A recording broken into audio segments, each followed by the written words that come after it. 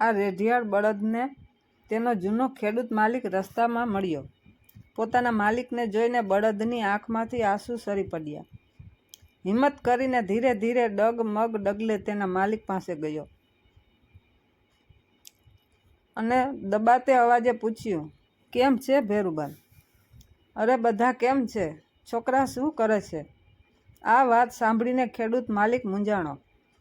બધા મજામાં છે, આટલું તો માંડ માંડ બોલી શક્યો. બળદે કહ્યું કે મિત્ર મૂંઝાતો નહીં, ચાલ્યા રાખે, જોવા મારા નસીબ.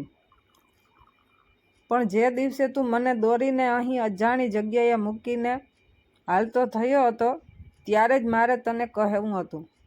પણ પછી મને એમ થયું કે મેં તારો ચારો ખાધો હતો, એ ચારો હજુ મારા દાંતમાં ચોંટ્યો હતો અને ત્યારે તું મારો માલિક હતો, એટલે ત્યારે કાંઈ ના બોલ્યો. પણ આજે તું મારો માલિક નથી, હવે મારો ખાલી મિત્ર જ છો, એટલે મારે તારી સાથે બે વાતું કરવી છે.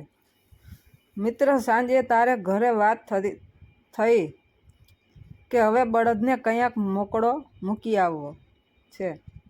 બસ ત્યારે આખી રાત મને નીંદર નહોતી આવી. મને બહુ દુઃખ થયું કે આ આંગણે મારી આ આખરી રાત. હવે આ ઘરે મારા અન્ન જળ પૂરા થયા છે. હું સવાર થવાની રાહ જોતો રહ્યો અને સવારે તું મને દોરડે બાંધીને હાલ્યો ત્યારે મારે એક ડગલું ભવના ફેરા જેવું હતું. અરે ભલા માણસ, 15 ઘર ખેડનો નાતો તું આમ અચાનક કાં ભૂલી ગયો? ખેડૂત બોલ્યો, એવું નથી, પણ દુકાળ છે એટલે ચારાની તંગી જેવું છે એટલે મિત્ર. બળદે કહ્યું, અરે મારા મિત્ર, ચારાની તંગી છે કે હું હવે તારા કામનો નથી રહ્યો. તારે ઘરે ભગરી ભેંસો બાંધી છે, એની ઓગઠ એઠવાડ ખાઈ અને પાણી પીને હું દિવસો કાઢી નાખત. મિત્ર, તને યાદ છે તારી નળિયાવાળા મકાન હતા, તારી પરિસ્થિતિ સારી નહોતી, ત્યારે તારી હાલત જોઈને મને એમ થતું કે ખેતીમાં વધુ મહેનત કરું, જેથી કરીને મારા માલિકને સારી ઉપજ અને વધુ વળતર મળે.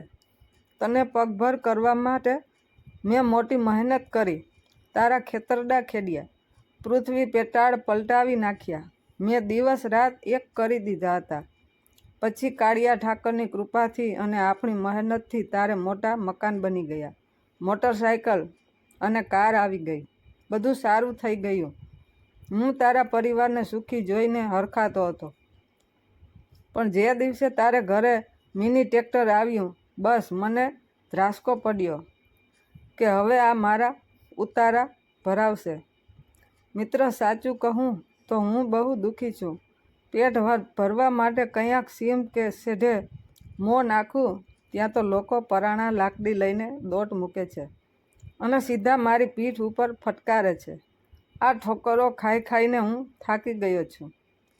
મને બહુ અઘરું લાગે છે. અરે ભલા માણસ, હું ક્યાં હવે જાજુ જીવવાનો હતો. મારી કાયા ઘટપણે ઘેરાણી છે અને હવે મારે જાજુ જીવવાના અભરખા પણ નથી, જેવા મારા ભાગ્ય. પણ મિત્ર, હવે મારું એક કામ કરજે. તારા ફળિયામાં મને બાંધવાનો જે ખીલ્લો છે ને, એ ખીલ્લાને તું ઉપાડી નાખજે. કારણ કે કોક દિવસ એ મારા વાળા ખીલ્લે તું ભેંસોને બાંધીને લીલા ચારાના ખોળ, કપાસિયાના 32 ભાતના ભોજન જમાડીશ ને, તો મારા આત્માને શાંતિ નહીં મળે. બીજું ખાસ એ કે તારા છોકરાઓને મારી સાથે મજાક મસ્તી કરવાના, મને ટીંગાઈને વળગીને રમવાના એવા આદત હતા, તો છોકરાઓને કહેજે કે ભેંસ સાથે એ આવા અખતરા કોશિશ ના કરે. કારણ કે મારી માં અને ભેંસની માના સંસ્કારોમાં બહુ જ ફેર છે. કંઈક લગાડી ના દે, એનું ધ્યાન રાખજો.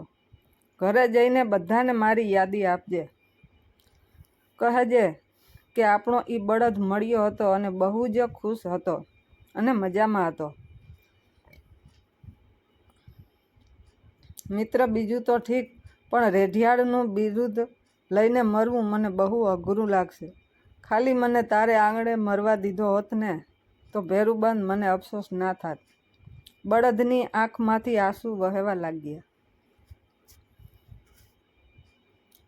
હું આ ખેડૂત અને બળદની વાતો સાંભળતો હતો તો મેં બળદને કહ્યું કે અહીંથી 5 કિલોમીટર દૂર મારા ગામની ગૌશાળા છે, ત્યાં ધીમે ધીમે પહોંચી જાઓ તો ત્યાં ચારા પાણીની સગવડ મળી જશે. બળદે મારી સામે ત્રાંસી આંખે જોયું અને કહ્યું, ખોટી ચિંતા ના કરો, હવે મારો મલક ભર્યો છે, હું છું અને મારી જિંદગી છે. એમ કહીને બળદ તેના ખેડૂત માલિક સામે છેલ્લી નજર કરીને જૂના સંભારણા યાદ કરતો કરતો ધીમે ધીમે હાલી નીકળ્યો.